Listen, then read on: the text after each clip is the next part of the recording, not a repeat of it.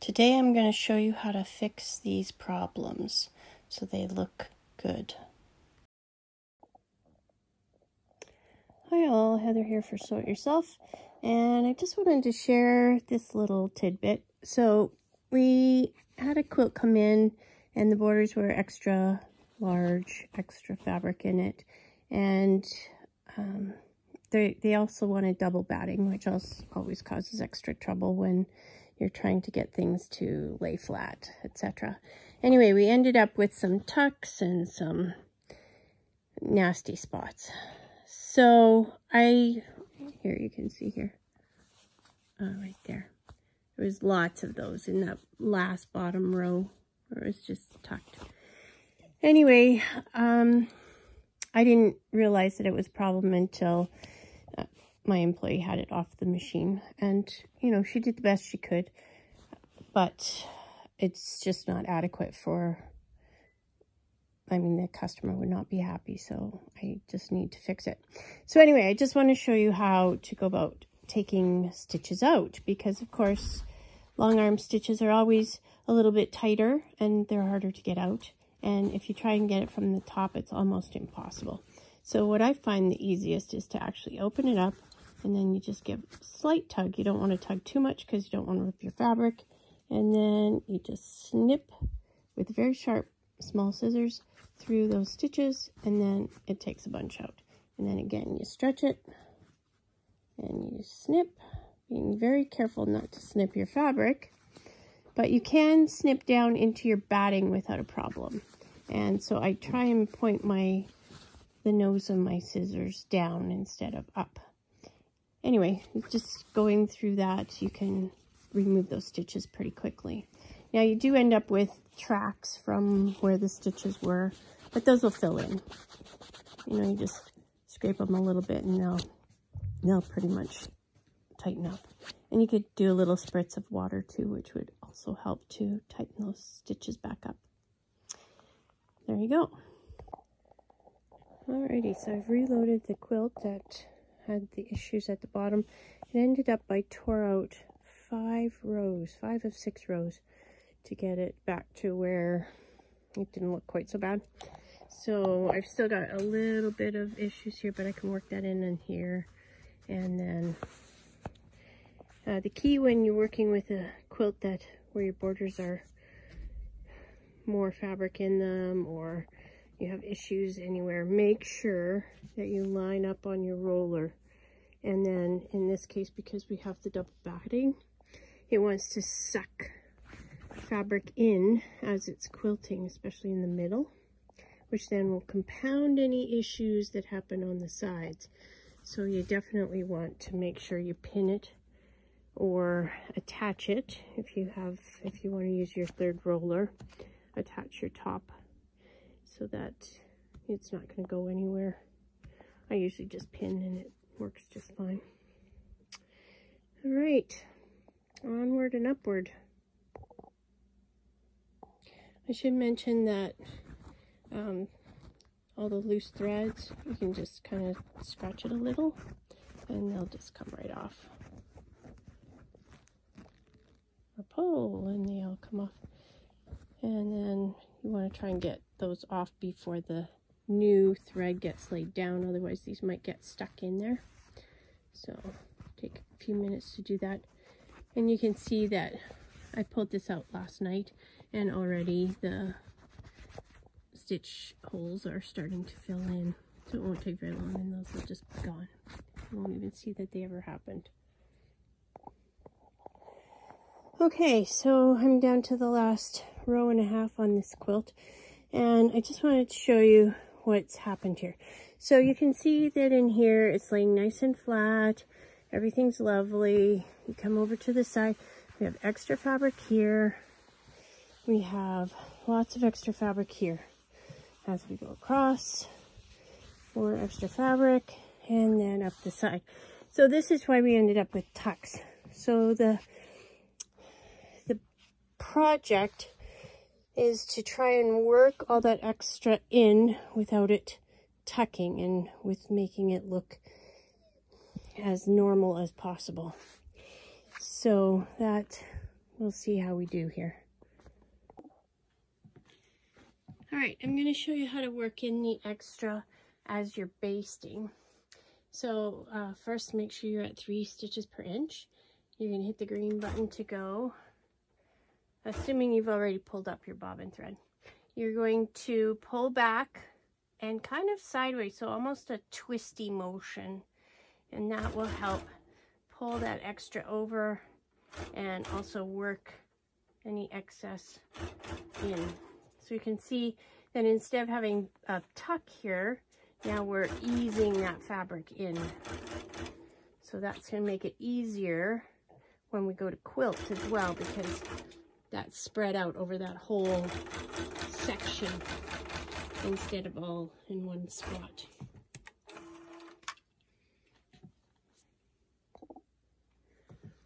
Okay, down on the next side, you can see I have some stitches left, basting stitches from the previous seam. We're actually going to take that out. Let's tear that out so we've got a little bit extra fabric there just to work everything in. That gives us that little extra bit there. So again, you're going to go to the beginning, do 2 half stitches, holding your thread. You're going to swing underneath, pick up your bobbin thread. Green is go, take a couple stitches, and then pull back and kind of twist at the same time. So now we're twisting back towards your back roller. And again, you can see it's just easing that extra fabric in.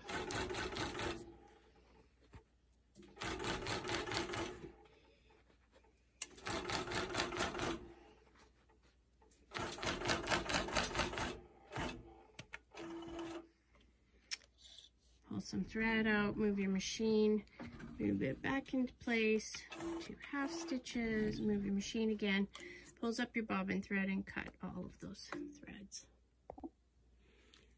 All right, so I've slowed down the speed so that we can really pay attention and work the excess in, because we have a lot throughout this whole row.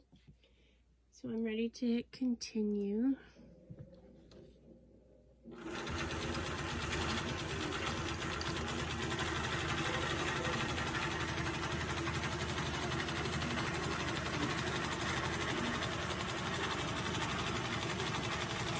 So you want to work the excess fabric towards the needle as it's stitching.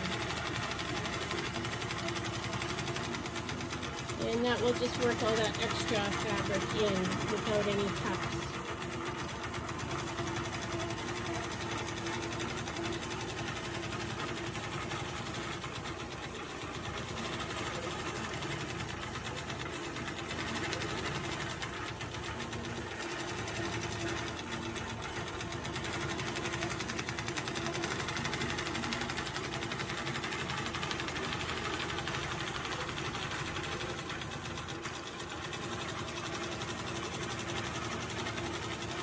You can see all that extra fabric ended up just nicely in that space now.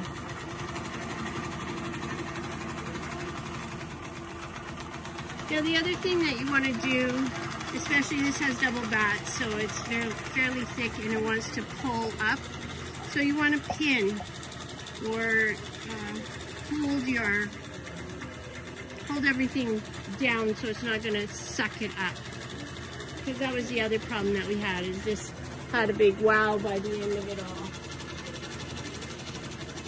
So when you pin, then it can't pull it that way.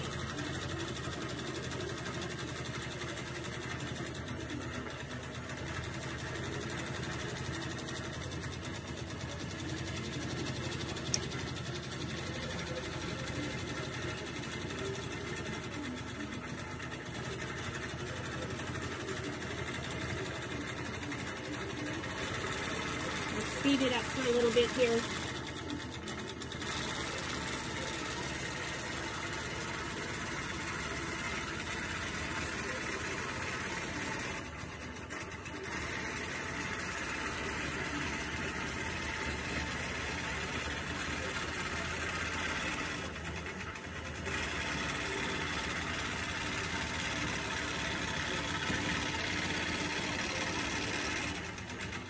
the way you end up with that extra fabric is usually someone has just cut a strip and then they just start at one end and start sewing it on.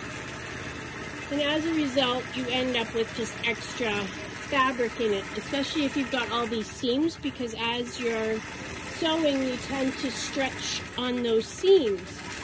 And so then, you know, they start apart and then they snap back together and you end up with all this extra fabric in there that doesn't belong.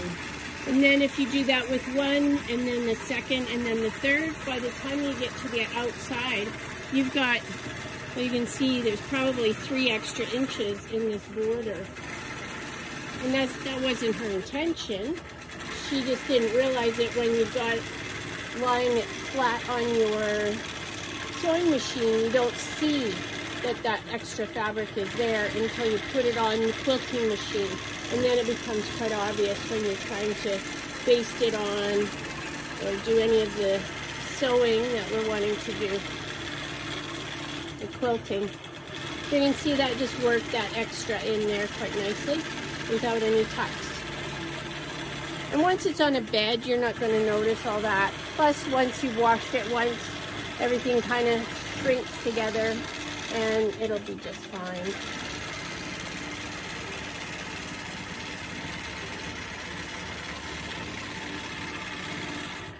All right, so that gives you the sense of how we do that. And I'll bring you in at the very end when we've got all this extra fabric. I'll see if I can figure out exactly how much extra there is there before I baste it down. So I'm just going to bring you in at the end of this row so you can see what's going to happen.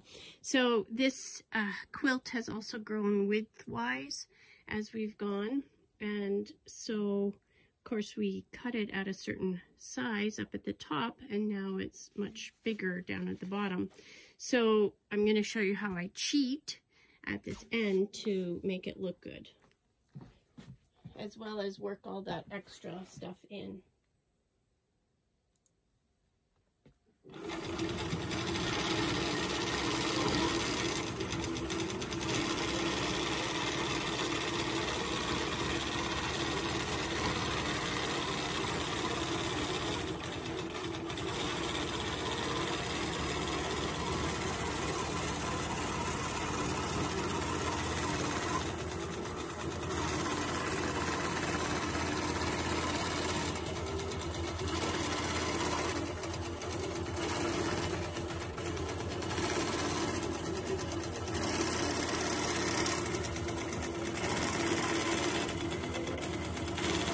That didn't work out quite as well as it should have, but that will work into the binding, so we'll be okay.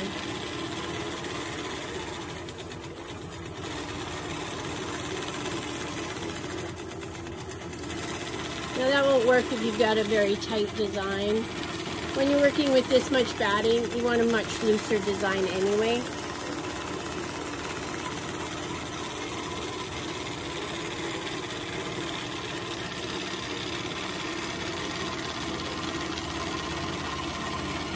But I don't like the design ending partway through there. I want it to go right off the quilt. So.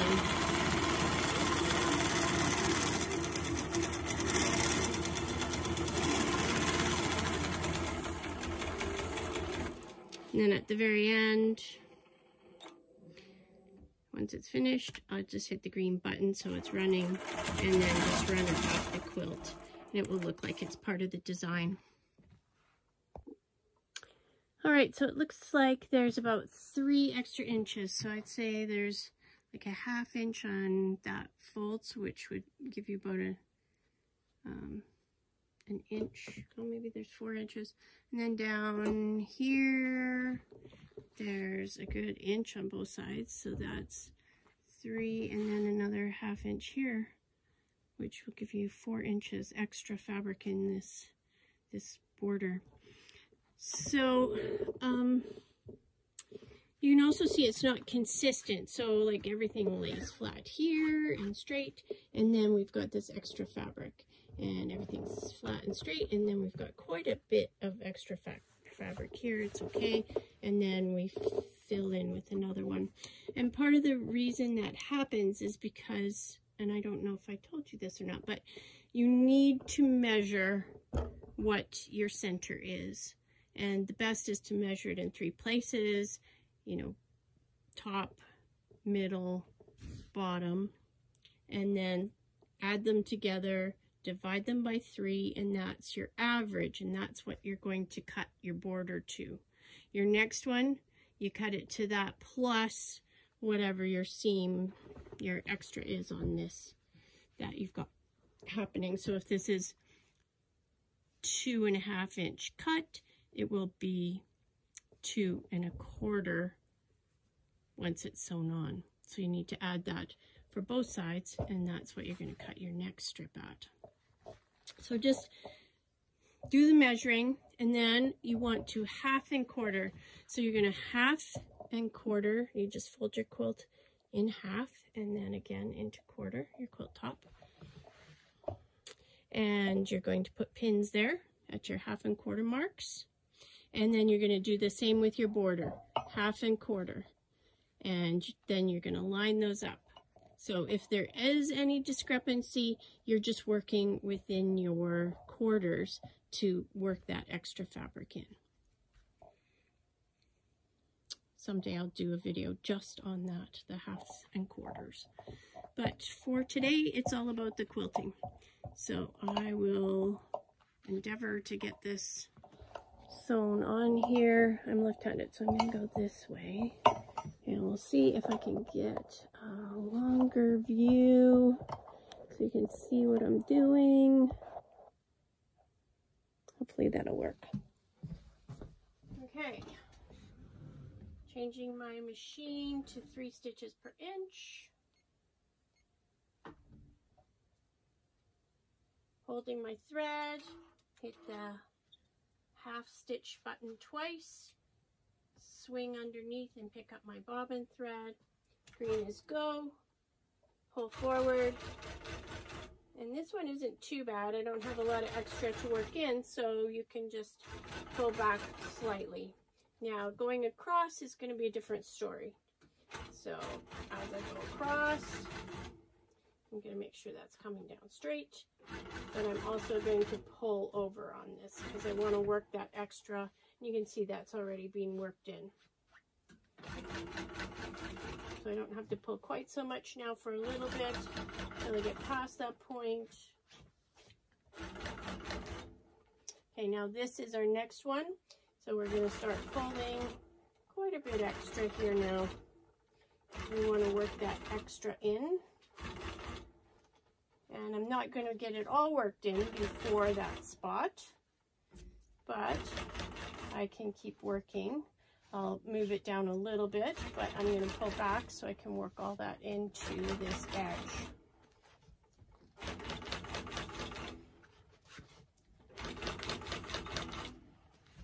And then again, we're coming up to here, so we're going to tug just a little bit extra to get that worked in.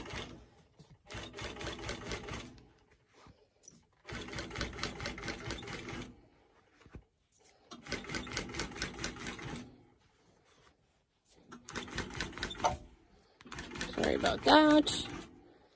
And then up the edge here.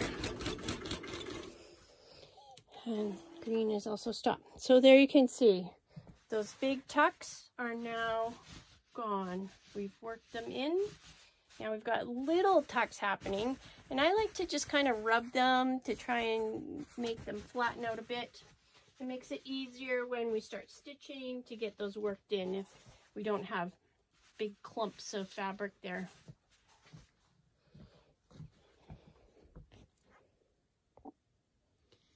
Okay, just for fun, I'm going to show you this as well. If you've got a computerized machine, this will be great. If you don't, bear with me. So we have a mark here, a nice point. I'm going to put my needle right on that point, and then we're going to go over to the computer, just right there. And then I'm going to hit the bullseye reposition tool.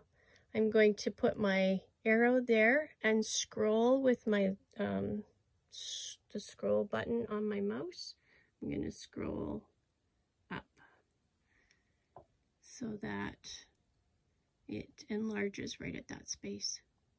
And then this is where we are on our machine. So I'm going to just left click on that, hit apply, and done. So now that's moved our whole sew zone down. Let me go back to full view and you can see. So this grayish part, which hopefully it shows up, there's a gray rectangle here. And this is the row that we're going to sew. Now, it just so happened that this was still on the computer from being sewn before I tore it all out. So I didn't have to reset anything, which was lovely because I left the first row in. However, everything shows up as pink as already being sewn. So what I'm going to do is click on this one because this is the one we're going to do next. And I'm going to click on this sewing machine down here. And this tells it, you know, what cue or what order to sew in. And all I'm going to do is I'm going to cue this one up. And then I'm going to go down to the bottom and hit cue all. And then it will turn this green. So now it can actually sew this. Now the next order of business is to move the machine, sorry about my head in the way, to bring it over to the left side here. So I've got the machine here to the left of the quilt where it positions. And then I'm going to look up here and I will use the scroll tool again with my mouse arrow just right there. And you can see it's off by quite a bit. So this is the edge of our quilt where that crosshatch is. And this is where it wants to start. So I'm going to close that. I'm going to go to Stretchy Man, which I've got. And then I'm going to hit this right a few times. And I've got it set for 1/8 of an inch. Otherwise, like 1/64, it goes so slow. It takes forever to click it over. I'm just going to click it over to there. So now it's ready to go. Now the next thing we're going to do, I'll go back to full view. Now I do have the bottom of this quilt is looking pretty straight, which it wasn't before. It went scooped up quite a bit. So now we've got it laying at least straight. And I'm just going to come down here. Oh man, that sucks. Apparently I didn't roll it up enough. So the only problem is I have put clips on instead, so that makes it a little bit more difficult to roll it. Let me pause you for a moment. All right, I was able to move it 1 inch, which was about all I needed. Now you can see, well, you'll see on the screen, you can't see, but we are actually at the very bottom here. We're going to actually end up doing that whole bit. We'll stitch on there. Now, if you look at this here, now while there was actually about this much that didn't stitch before on the actual quilt of that same pattern. So even though it's up higher, well, it's actually about the same, we ended up getting that full pattern that was on there will end up on this quilt. So you can see that things have shifted slightly by redoing it. All right. I'm going to set you up at the end so you can see how I move all this fabric in. Okay, so I'm actually, the design starts a little bit in, so I'm just going to, like the other end, move it a little bit to accommodate.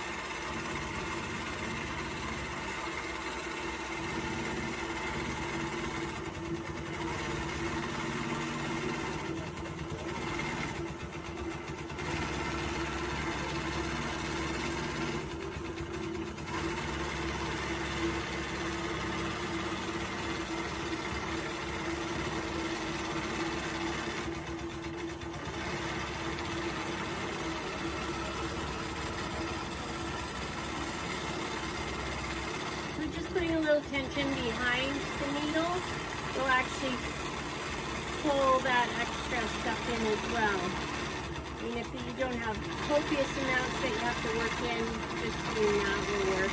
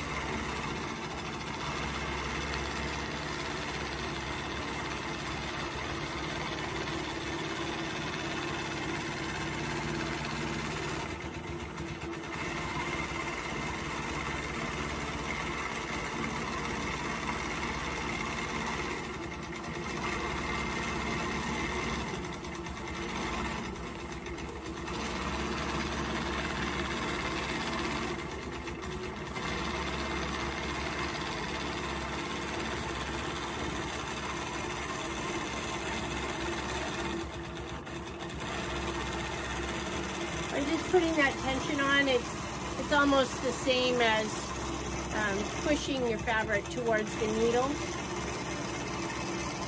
It just eases that extra in.